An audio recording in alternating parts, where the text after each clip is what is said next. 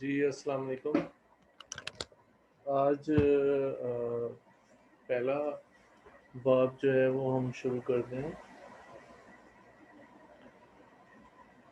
دین کی خاطر سختیوں کو برداشت کرنا اور تکالیف و مشقت کا جھیلنا۔ حضور اقدس صلی اللہ علیہ وآلہ وسلم اور صحابہ کرام رضوان اللہ عنہم نے دین کے پھیلانے میں جس قدر تکالیف اور مشقتیں برداشت کی، ان کا برداشت کرنا تو درکنار، اس کا ارادہ بھی ہم جیسے نالائقوں سے دشوار ہے۔ تاریخ کی کتابیں ان واقعہ سے بھری ہوئی ہیں، مگر ان پر عمل کرنا تو علیحدہ رہا، ہم ان کے معلوم کرنے کی بھی تکلیف نہیں کرتے۔ اس باب میں چند قصوں کو نمونے کے طور پر ذکر کرنا ہے۔ ان میں سب سے پہلے خود حضور اکرم صلی اللہ علیہ وآلہ وسلم کے ایک قصہ سے ابتدا کر رہا ہوں۔ حضور صلی اللہ علیہ وآلہ وسلم کا ذکر برکت کا ذریعہ ہے۔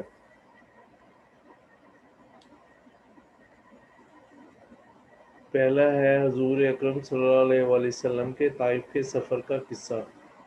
نبوت مل جانے کے 9 برس میں نبی اکرم صلی اللہ علیہ وآلہ وسلم مکہ مکرمہ میں تبلیغ فرماتے رہے اور قوم کی ہدایت و اصلاح کی کوشش فرماتے رہے، لیکن تھوڑی سی جماعت کے سوا جو مسلمان ہو گئی تھی، اور تھوڑے سے ایسے لوگوں کے علاوہ جو باوجود مسلمان نہ ہونے کے آپ کی مدد کرتے تھے۔ اکثر کفار مکہ آپ صلی اللہ علیہ وآلہ وسلم اور آپ کے صحابہ رضوان اللہ علیہم اجمعین کو ہر طرح کی تکلیفیں پہنچاتے اور مذاق اڑاتے تھے، اور جو ہو سکتا تھا ان سے درگزر نہ کرتے۔ حضور صلی اللہ علیہ وآلہ وسلم کے چچا ابو طالب بھی انہی نیک دل لوگوں میں سے تھے جو باوجود مسلمان نہ ہونے کے حضور صلی اللہ علیہ وآلہ وسلم کی ہر قسم کی مدد فرماتے تھے۔ 10ویں سال میں جب ابو طالب کا بھی انتقال ہو گیا تو کافروں کو اور بھی ہر طرح کھلے مہار اسلام سے روکنے اور مسلمانوں کو تکالیف پہنچانے کا موقع ملا۔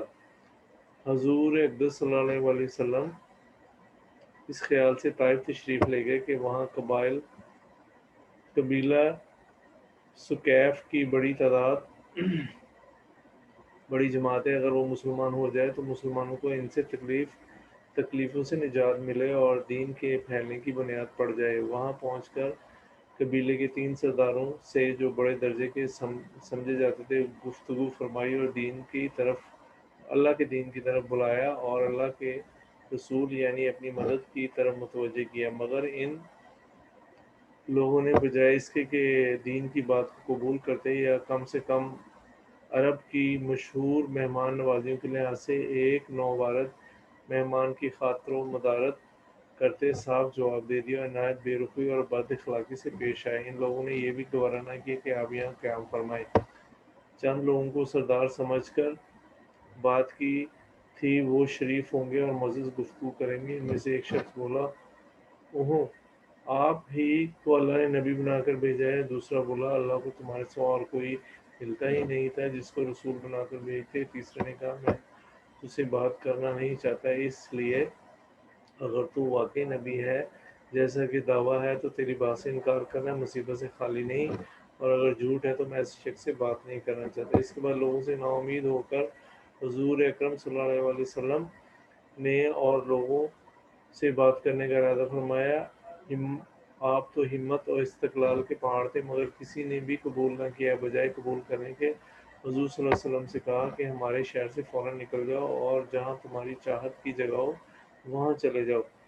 حضور اکرم صلی اللہ علیہ وآلہ وسلم جب ان سے مایوس ہو کر روانہ ہونے لگے تو ان لوگوں نے شہر کے لڑکوں کو پیچھے لگا دیا کہ آپ صلی اللہ علیہ وسلم کا مذاق اڑائیں، تالی پیٹیں، پتھر ماریں، حتیٰ کہ آپ صلی اللہ علیہ وسلم کے دونوں جوتے خون کے جاری ہونے سے رنگین ہو گئے۔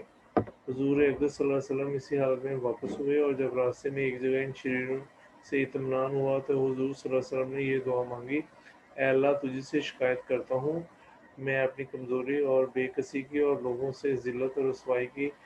اے ارحم الراحمین، تو ہی ضعفاء کا رب ہے اور تو ہی میرا پروردگار ہے، تو مجھے کس کے حوالے کرتا ہے؟ کسی اجنبی بیگانہ کے جو مجھے دیکھ کر ترش رو ہوتا ہے اور منہ چڑھاتا ہے، یا کسی دشمن کے جس کو تو نے مجھ پر قابو دے دیا؟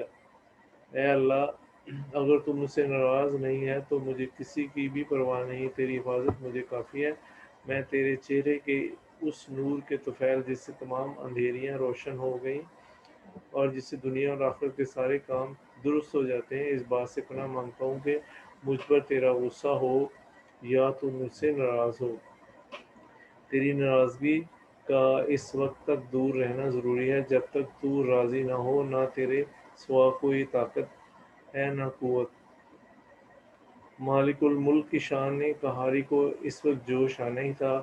حضرت جبرائیل علیہ السلام نے آ کر سلام کیا اور عرض کیا، اللہ تعالیٰ نے آپ کی قوم کی وہ گفتگو جو آپ سے ہوئی تھی سنی اور اس کے جوابات سنے، اور فرشتے کو جس کے متعلق پہاڑوں کی خدمت ہے آپ کے پاس بھیجا ہے، آپ جو چاہیں اس کو حکم دیں۔ اس کے بعد فرشتے نے سلام کیا اور عرض کیا کہ جو ارشاد ہو میں اس کی تکمیل کروں گا۔ اگر ارشاد ہو تو دونوں جانب کے پہاڑوں کو ملا دو جس سے یہ سب درمیان میں کچلے جائیں، یا اور جو سزا آپ تجویز فرمائیں۔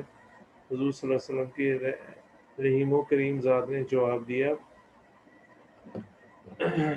اگر یہ مسلمان نہیں ہوئے تو ان کے اولادوں میں سے ایسے لوگ پیدا ہوں جو اللہ کی پرستش کریں اور اس کی عبادت کریں۔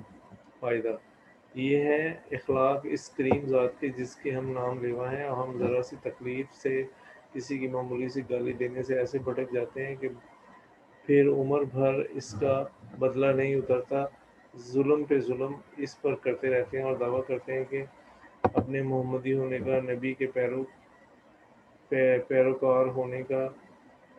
نبی اکرم صلی اللہ علیہ وسلم اتنی سخت تکلیف اور مشقت اٹھانے کے باوجود نہ بددعا فرماتے اور نہ ہی کوئی بدلہ لیتے۔ آج پہلا لیکچر ہے، امید ہے آپ اس کو سنیں گے۔ Thank you very much.